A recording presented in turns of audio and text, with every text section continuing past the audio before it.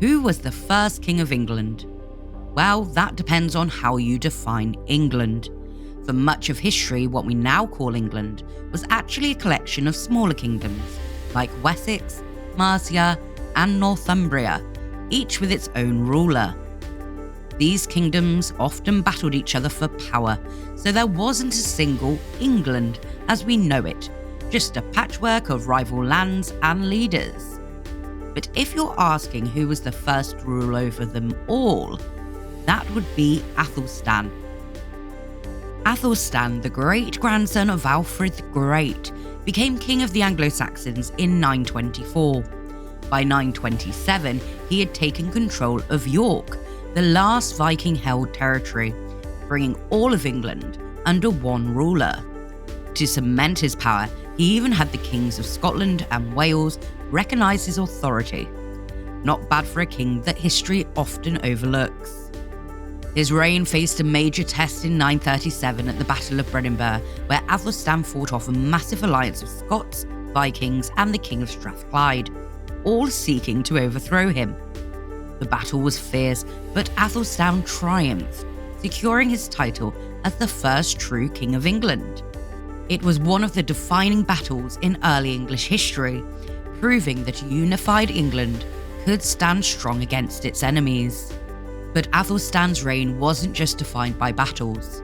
He was a skilled leader who introduced new laws, strengthened the church, and encouraged trade, all of which helped to create a more unified and prosperous England.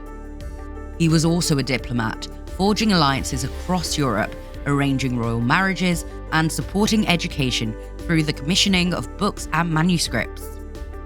Some might argue that Athelstan's grandfather, Alfred the Great, deserves the title for his efforts in repelling Viking invaders. However, Alfred only ruled Wessex, not the whole of England. Æthelstan was the first to control it all.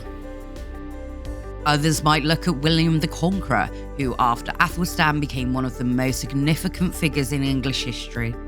In 1066, William's victory at the Battle of Hastings brought England under Norman rule, marking a new chapter in its development.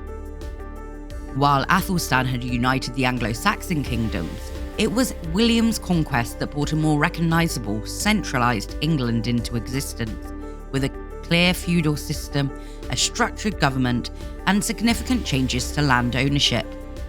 William also had the entire country under his control, but his rule was built through conquest, not the unification of previously independent kingdoms. So while William's reign was crucial in shaping England as we know it today, Athelstan remains the first to unite the land under one ruler. So Athelstan, crowned in 925 and ruling all of England by 927, is considered the first true King of England. His reign laid the foundation for the country we know today, but history is full of debates. So who do you think should be called the first King of England? Let me know in the comments.